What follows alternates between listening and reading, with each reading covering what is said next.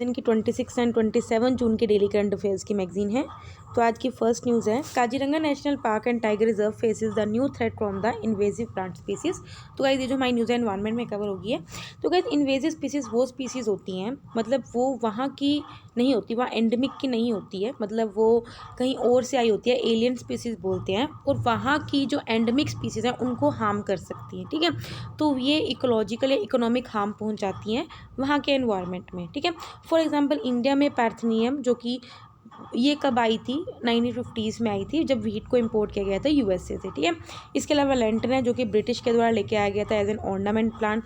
ये हमारी इंडिया के टाइगर रिजर्व को ऑलरेडी 40% से ज़्यादा थ्रेटन कर चुके हैं। ठीक है, काजीरंगा फील्ड डायरेक्टर ने अभी 18 इन्वेजिव प्लांट्स की लिस्ट को सबमिट किया है, जिसमें ये बोला है कि कहीं ना कहीं ये धीरे धीरे क्या कर रही है, जो ग्रासेस का जो स्पेस है वो क्लियर कर रही है और अपनी जगह ले रही है। ठीक है, हर्बीवोरस क्या करते हैं, यूजुअली इन्वेजिव प्लांट्स को अवॉइड करते हैं, which regenerate at an alarming speed and threaten to edge out the indigenous flora. मतलब इंडिजिनस फ्लोरा जो वहाँ के फ्लावर्स हैं या वहाँ के जो प्लांट्स हैं उनको क्या कर रही है, वो डिस्ट्रक्ट कर रही है। ठीक है, सेवरल इन्वेजिव स्पीसीज होती हैं, जैसे बॉम्बक सीबा, आप इस सबका नाम पढ़ सकते हो, इनको अभी आइडेंटिफाई किया गया है। इसके अलावा कुछ आइडेंटिफाइड स्पीसीज भी हैं जिनके अंदर हर्बल प्रॉपर्टीज़ भी है, मेडिसिनल पर्पसेस के लिए आप यूज़ कर सकते हो, जैसे ली मैक्रोफिला हो गया, सिस्टम डिनम हो गया, लेकिन जो उसकी टॉक्सिसिटी होती है वो ज़्यादा है as compare to their utility. ठीक है, परमिशन को मांगा गया है under wildlife protection act 1972, so that हम क्या कर सकें, ये जो इन्वेसिव प्लांट्स हैं उनको एक्सपेरिमेंटल कट कर दें वहाँ से, बिल्कुल उनको जड़ से उठा फेंक के, सो दैट वो दोबारा उस एरिया में ना आए। ठीक है, काजीरंगा नेशनल पार्क के बारे में आपको पता होना चाहिए, असम में सिचुएटेड है, यूनेस्को वर्ल्ड हेरिटेज साइट है, और ये दर्जा उसको 1985 में मिला था, और लार्जेस्ट पॉपुलेशन है यहाँ पे 100 रिनोज की। ठीक है, ये एक टाइगर रिजर्व भी है और ये इसको डेजिग्नेशन 2006 में मिला था। फाइन, नेक्स्ट न्यूज़ है, Swachh Bharat mission urban 2 launches the revised Swachh certification protocols to sustain ODF status. तो गाइस ये जो न्यूज़ है हमारी सोशल इश्यूज़ में करोगी। अभी क्या है, जो स्वच्छ भारत मिशन का अर्बन 2 चल रहा है, उसने रिवाइज स्वच्छ सर्टिफिकेशन प्रोटोकॉल को लॉन्च किया है, जिसके अंदर कि किस तरह से कौन सी सिटीज़ को आप ओपन डेफिकेशन फ्री सर्टिफाई करोगे, ओडीएफ प्लस प्लस और वाटर प्लस सर्टिफिकेशन। अक्टूबर 2021 में इस प्रोग्राम को लॉन्च किया गया था, 2025-26 तक का इसका पीरियड है, इसको लॉन्च किया गया था, जिसके अंदर हम फोकस करेंगे किस तरह से अब सस्टेनेबल सैनिटेशन, तो मतलब कि वहाँ वाटर की फैसिलिटीज़ भी होनी चाहिए और सफाई भी रहनी चाहिए, और साथ में जो सॉलिड वेस्ट मैनेजमेंट है उसको भी आपको मैनेज करना है, अचीव ड्यूरिंग द स्वच्छ भारत मिशन। ठीक है, इसके अलावा जो स्वच्छ भारत मिशन अर्बन था वो 2014 में लॉन्च हुआ था सभी अर्बन लोकल बॉडीज़ में, सो दैट हम क्या कर सकें, हर एक जगह मतलब कि टॉयलेट्स बना सकें, इंडिविजुअल हाउस होल्ड लैट्रिन्स बना सके या कम्युनिटी पब्लिक टॉयलेट्स बना सके, सो दैट हम अपनी सिटीज़ को 100% ओपन डेफिकेशन फ्री का स्टेटस देख सकें। ठीक है, अब अभी क्या क्या इंटरवेंशंस दी गई हैं अगेंस्ट ईच सर्टिफिकेशन। ओडीएफ कब डिक्लेयर किया जाएगा कि ये सिटी ओडीएफ है, मतलब ओपन, अगर वहाँ पे एक भी पर्सन मिले ना इस फाउंड डेफिकेट, मतलब कोई भी बंदा वहाँ पे ओपन में यूरिनेट नहीं कर रहा है या ओपन में डेफिकेट नहीं कर रहा है। ठीक है, इंटरवेंशन इसके लिए गवर्नमेंट ने क्या किया, उसने number of survey sample size बढ़ाया, लोकेशन टाइप्स बढ़ाया। ठीक है, अपना मॉनिटरिंग मैकेनिज्म बढ़ाया। ओडीएफ प्लस कब मिलता है, जब ये देखा जाता है कि वहाँ पे जो भी पब्लिक टॉयलेट्स हैं, कम्युनिटी टॉयलेट्स हैं, वो फंक्शन में भी है और वेल मेंटेन्ड भी है, सफाई भी और फंक्शन में। ये नहीं कि एक बार बना के छोड़ दिया, वहाँ पे सड़ रहे हैं या वाटर नहीं है, तो ये सब नहीं होना चाहिए। ठीक है, इसमें इंटरवेंशन क्या है, इसमें कम्युनिटी टॉयलेट्स और जो पब्लिक टॉयलेट्स हैं उनकी फंक्शनैलिटी पर ज़्यादा फोकस किया गया है। इसके अलावा और ज़्यादा इनोवेटिव ऑपरेशन और मेंटेनेंस बिजनेस मॉडल्स को भी लेके आया गया, सो दैट इन टॉयलेट्स को सस्टेनेबल बना सके लॉन्ग रन में। ओडीएफ प्लस स्टेटस कब डिक्लेयर किया जाता है, जब वहाँ का जो टॉयलेट का जो स्लज होता है, जो भी वेस्ट आता है, उसको भी मैनेज किया जाता है। ठीक है, इसके अंदर क्या क्या इंटरवेंशन है, मैकेनाइज क्लीनिंग लेके आए हम, मतलब जैसे पहले क्या होता था, लोग क्लीन करते तो उसकी जगह मैकेनाइज क्लीनिंग लेके आए सेप्टिक टैंक्स और सीवर्स का। इसमें यूज्ड वाटर को सेफ कलेक्शन और ट्रीटमेंट किया जाता है, as well as safe management of faecal sludge. ठीक है, वाटर प्लस का क्या है, इसमें नाम से पता चल रहा है कि इसमें क्या करते हैं, हम वेस्ट वाटर को ट्रीट करते हैं जो भी रिलीज होता है to a satisfactory life level, जो भी सीपीसीबी के नॉर्म्स है, सेंट्रल पोल्यूशन उसका कंट्रोल बोर्ड का। ठीक है, इसमें क्या इंटरवेंशन है, इसमें हमने क्या करता है, जो भी यूज वाटर है या जो भी फिकल स्लज है उसको कलेक्ट किया गया, ट्रांसपोर्ट किया गया, ट्रीटमेंट और रीयूज भी किया गया। ठीक है, नेक्स्ट न्यूज़ है, Indian European Union organized the side event on realizing gender equality in realization of rights to save drinking water and the sanitation. ठीक है, तो अभी क्या ये ऑर्गेनाइज्ड हुआ है कब, जब यूएन ह्यूमन राइट काउंसिल का 50th रेगुलर सेशन हुआ है, जिसके अंदर एम्फोसाइज किया गया, फोकस किया गया किस तरह से हम स्टेट्स को एम्फोसिस कर सकते हैं कि अपने अंदर जो सस्टेनेबल डेवलपमेंट गोल 6 है, क्लीन वाटर एंड सैनिटेशन, उसकी प्रोग्रेस को फास्ट ट्रैक कर सके for furthering human rights of women and girls. ठीक है, अब ये क्या है, realising gender equality in realisation of rights to save drinking water and sanitation. देखो, ये इंटरनेशनल रिकॉग्नाइज्ड ह्यूमन राइट्स हैं, जिसके अंदर ये बोला गया है कि हमें क्या करना है, right to an adequate standard, क्योंकि ये आपका एक लिविंग स्टैंडर्ड मेंटेन करता है economic, social and culture rights के अंदर। ठीक है, इसके अलावा जो इंटरनेशनल मतलब ये जो लिविंग स्टैंडर्ड का डेजिग्नेशन ये किसने दे रखा है, international covenant on economic, social and culture right. अब ये क्या है, इसके साथ एक और body that is a universal declaration of human rights और international covenant on civil and political right, उन्होंने बनाया था international bill of human rights. तब उसे बोला गया था कि ये भी एक ह्यूमन राइट है, मतलब कि सबको पानी मिले, ठीक है, सेफ ड्रिंकिंग वाटर मिले, सैनिटेशन मिले, ये एक क्या है, मतलब कि ह्यूमन राइट है। ठीक है, अब इसमें जेंडर इक्वलिटी क्या है, क्योंकि कुछ सैनिटेशन में कुछ ऐसी चीज़ें होती हैं जो गर्ल्स को चाहिए होती हैं। ठीक है, तो उसमें क्या हमें जेंडर की भी समझना चाहिए कि जेंडर स्पेसिफिक चीज़ें हैं तो उनको वो चीज़ मिलनी चाहिए। ठीक है, 2010 में यूएन जनरल असेंबली ने एक रेजोल्यूशन अडॉप्ट किया था, जिसमें रिकॉग्नाइज़ किया था इसी को एज अ ह्यूमन राइट कि हाँ, अगर आपको किसी को भी अपनी लाइफ इंजॉय करनी है, ह्यूमन राइट्स इंजॉय करनी है, तो इट इज़ वेरी असेंशियल। ठीक है, की एलिमेंट्स क्या है इसमें, सबसे पहले क्या, अवेलेबिलिटी रहनी चाहिए, हर एक बंदे के पास कॉन्टीन्यूस वाटर सप्लाई की, एक्सेसिबिलिटी रहनी चाहिए, मतलब वो पर्सन, चाहे वो पर्सन विद डिसेबिलिटी हो, वुमेन, चिल्ड्रन है, वो उस पानी तक ले जा सके, ये ना कि 10 किलोमीटर तक पानी मिल रहा है उसको। ठीक है, सेफ रीच में हो, अफोर्डेबिलिटी हो कि असेस को डिनाइड ना किया जाए, उसको अफोर्डेबल प्राइस में पानी मिले। ठीक है, क्वालिटी और सेफ्टी चाहिए, वाटर को सेफ होना चाहिए, it should be safe from micro organism, chemical substances and radiological hazard. Acceptability हो चाहिए, जो भी वाटर एंड सैनिटेशन फैसिलिटीज है वो कल्चरली एक्सेप्टेबल होना चाहिए, sensitive to gender, life cycle and privacy requirement. ठीक है, अभी ह्यूमन राइट काउंसिल है, human right council inter governmental body है, जिस यूएन सिस्टम के अंडर 47 स्टेट्स हैं जो रिस्पॉन्सिबल हैं, ह्यूमन राइट्स को प्रमोट करती है, प्रोटेक्ट करती हैं।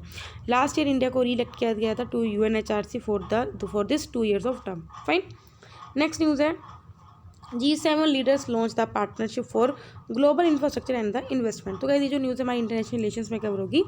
अभी क्या जो partnership for global infrastructure investment, इसका एम क्या है, हमें ये करना है जो भी बिलियंस ऑफ डॉलर्स हैं या 100 ऑफ बिलियंस ऑफ डॉलर्स हैं उनको मोबिलाइज करना है, और हमें क्या करना है, क्वालिटी और सस्टेनेबल इंफ्रास्ट्रक्चर डिलीवर करना है अराउंड द वर्ल्ड, और अपनी जो सप्लाई चेन मैकेनिज्म है, जो भी प्रोडक्ट को डिलीवर करना है to any part of the countries या वर्ल्ड, उसको और ज़्यादा स्ट्रेंथन करना है। ठीक है, ये एक तरह का कंसीडर किया एज एन ऑफिशियल लॉन्च, और इसको रीब्रांड किया गया है build back better world initiative में, जो कि पिछले साल G7 समिट में किया गया था। ठीक है, ये जो एक तरह का जो ये पार्टनरशिप है वो एक चाइना के बेल्ट एंड रोड इनिशिएटिव को काउंटर करता है, जिसके अंदर $600 बिलियन को रेज किया गया for global infrastructure program poor countries में। वो बेल्ट एंड रोड इनिशिएटिव किसका है, चाइना का है। इसके अंदर क्या करता है, इसके अंदर G7 फंडिंग प्रपोज की गई है, वो depend largely on the private company. China का जो बेल्ट एंड रोड इनिशिएटिव है, वैसे आपको पता ही होगा वो क्या कर रही है, चाइना एक्चुअल में क्या काम है उसका, वो एशिया को, अफ्रीका और यूरोप को कनेक्ट कर रही है लैंड के थ्रू, और मैरीटाइम नेटवर्क को स्ट्रॉन्ग कर रही है। ठीक है, सो दैट चाइना अपने आप के नेटवर्क को बढ़ा सके, कोई भी चीज़ डिलीवर करने में, ट्रांसपोर्टेशन हो चाहे मिलिट्री हो, अपनी रीजनल इंटीग्रेशन को इंप्रूव कर सके, ट्रेड अपना अच्छा कर सके और इकोनॉमिक ग्रोथ बढ़ा सके। ठीक है, हाउएवर इसके एग्रीमेंट्स में कुछ ट्रांसपेरेंसी की कमी है। ठीक है, चाइना को डेप्ट भी हो रहा है, मतलब चाइना को डेप्ट नहीं हो रहा है, चाइना स्मॉलर कंट्रीज को डेप्ट में लेके आ रही है, जिसकी वजह से कंसर्न्स आ रहे हैं। ठीक है, और क्या ग्लोबल इनिशिएटिव लेके इंफ्रास्ट्रक्चर डेवलपमेंट के global gateway bye European union, जो दैट जिसमें हम ग्लोबल इन्वेस्टमेंट गैप को नैरो करेंगे।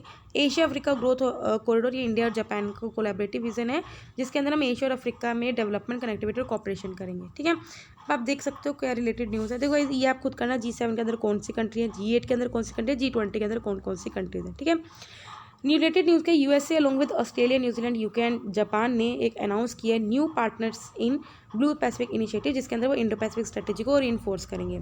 इसके अलावा पार्टनर्स इन ब्लू पैसिफिक एक चाइना का aggressive outreach to Pacific island state है, उसको काउंटर करने के लिए बनाया गया है। ठीक है, मतलब जो चाइना है जो अपना कब्जा जमा रही है पैसिफिक आइलैंड स्टेट्स पे, तो उसको काउंटर करने के लिए ये partners in blue Pacific initiative start किया गया है। फाइन, नेक्स्ट न्यूज़ है, GST compensation cess levy extended till March 2026। ठीक है, तो पहले बोलते 2022 तक एक्सटेंड किया जाएगा, लेकिन बाद में इसको 2026 तक एक्सटेंड कर दिया गया, ठीक है। अभी के जीएसटी रूल 2022 के अकॉर्डिंग कंपनसेशन सेस को कंटिन्यू किया जाएगा 31 मार्च 2026 तक, ठीक है। वैसे ये सेस को बंद होना था 30 जून 2022 को, लेकिन जो जीएसटी काउंसिल है जिसको चेयर किया जाता है यूएन एंड फाइनेंस मिनिस्टर के द्वारा, उन्हें डिसाइड किया गया कि अभी इसको एक्सटेंड किया जाएगा टू कंपेंसेशन स्टेट जो कि उनको जीएसटी की वजह से लॉस हुआ है, ठीक है। हाउएवर स्टेट्स ने कंपेंसेट किया जाएगा till that period is not decided here, ठीक है। जीएसटी इंट्रोड्यूस हुआ था 2017 में, आपको पता ही है, डेस्टिनेशन बेस्ड टैक्स है गुड्स एंड सर्विसेज पे। स्टेट्स को क्या हुआ था, जीएसटी आने के बाद कुछ जीएसटी स्टेट्स को लॉस हुआ था, जिसकी वजह से जीएसटी कंपनसेशन सेस लिया आया था, जिसके अंदर ये बोला गया था कि स्टेट्स को कंपनसेट किया जाएगा एज पर provisions of GST act 2017 for a period of 5 year, ठीक है। इसको बाई मंथली दी जाता है, मतलब मंथ में 2 मंथ में एक बार दी जाता है, और जीएसटी कंपनसेशन सेस कलेक्टेड होता है on the supply of selected goods और सर्विसेज और बोर्ड, ठीक है। इसके अंदर luxury demerit and sin goods जैसे पान मसाला, वेरियस टोबैको प्रोडक्ट्स, ये भी इंक्लूड है। सेंटर ने एंटायर अमाउंट ऑफ जो जीएसटी कंपनसेशन है वो स्टेट्स को पे कर चुकी है अप टू 31 मई 2022। हाउएवर कुछ स्टेट्स हैं जो भी डिमांड कर रही हैं इनको अगले 5 साल तक के लिए एक्सटेंड किया जाए, ठीक है। नेक्स्ट न्यूज़ है salt sector crisis pinches livelihood of the land, ठीक है। अभी क्या है, जो सोल्ट इंडस्ट्री में कुछ फार्मर्स और वर्कर्स एंगेज थे उनको डिस्ट्रेस देखा गया due to a lack of proper system for wages and the social security. At present India world का 3rd लार्जेस्ट प्रोड्यूसर है जो सॉल्ट को प्रोड्यूस करता है after US and China. Gujarat में 80% साल्ट की प्रोडक्शन होती है। तमिलनाडु आफ्टर इसके गुजरात के बाद Tamil Nadu, Rajasthan, Andhra Pradesh, Maharashtra, Odisha and Himachal Pradesh are other major producer. Himachal और राजस्थान में सॉल्ट को माइनिंग के थ्रू हार्वेस्ट किया जाता है, जबकि और स्टेट्स में solar evaporation process of sea water के से यूज़ किया जाता है, ठीक है।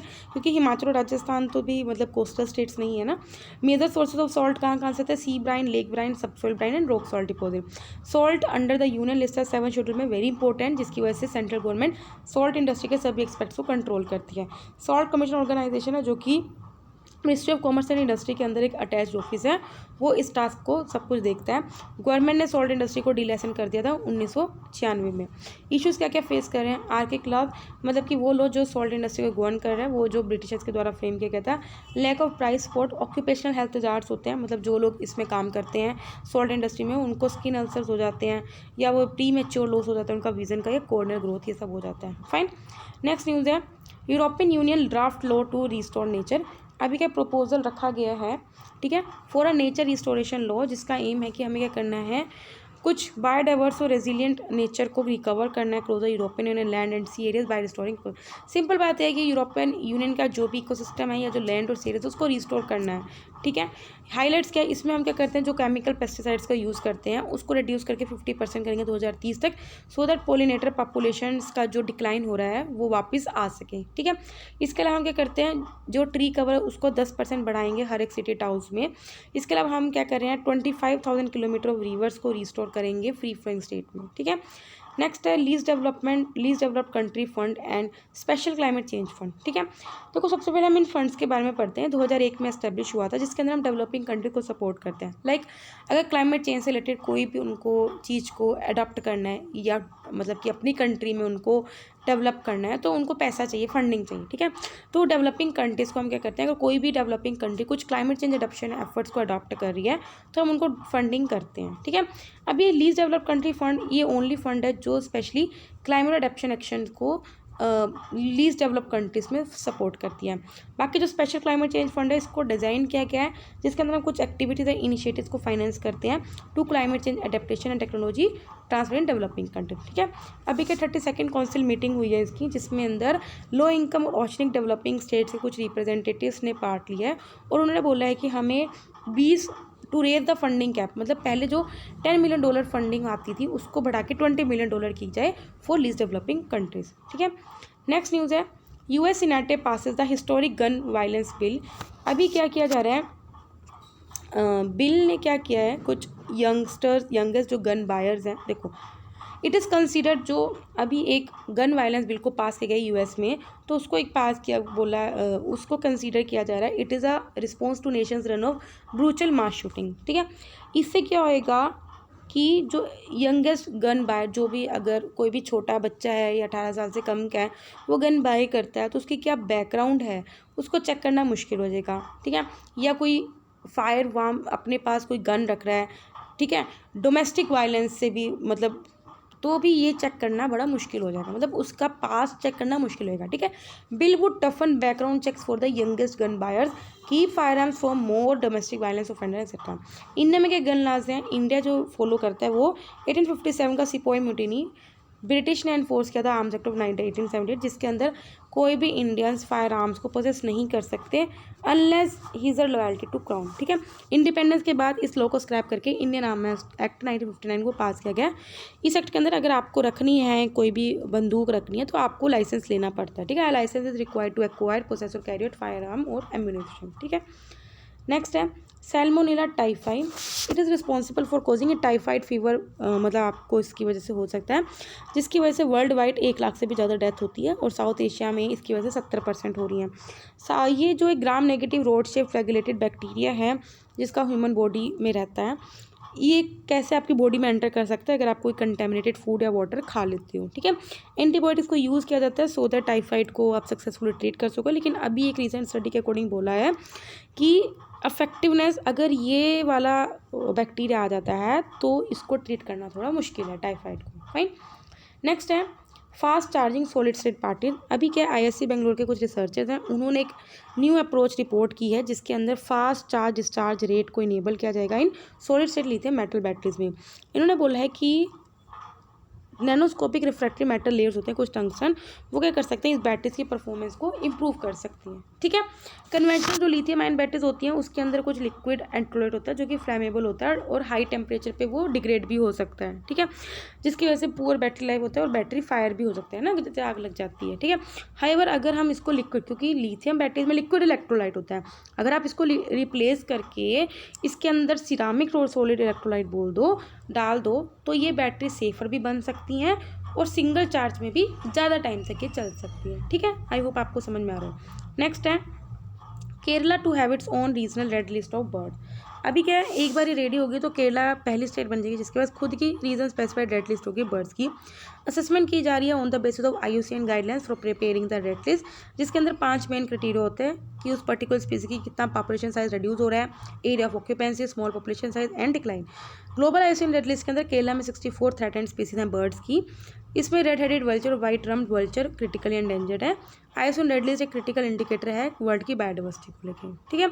आप पढ़ सकते हो रेड लिस्ट कैटेगरीज में क्या होता है, इस एक्सटिंक्ट हो गया है, एक्सटिंक्ट इन wild, critically endangered, endangered, vulnerable, near threatened, list concern, इसका क्या क्या क्राइटेरिया होता है पता ही होगा आपको। नेक्स्ट है मिथुन। अभी के union ministry of agriculture and farmer welfare ने ICR के Indian council of agriculture research के नेशनल रिसर्च सेंटर ऑन मिथुन जो कि नागालैंड में वहाँ पे विजिट किया है। मिथुन और गैल क्या है, ये एक इंपॉर्टेंट एंडेमिक बोविन स्पीसीज है, बोविन मतलब गाय भैंस की स्पीसीज है जो दूध देती हैं, which is found in the forest of north eastern states and neighbouring country. कहाँ कहाँ पाया जाता है, म्यांमार, भूटान, बांग्लादेश, चाइना में भी।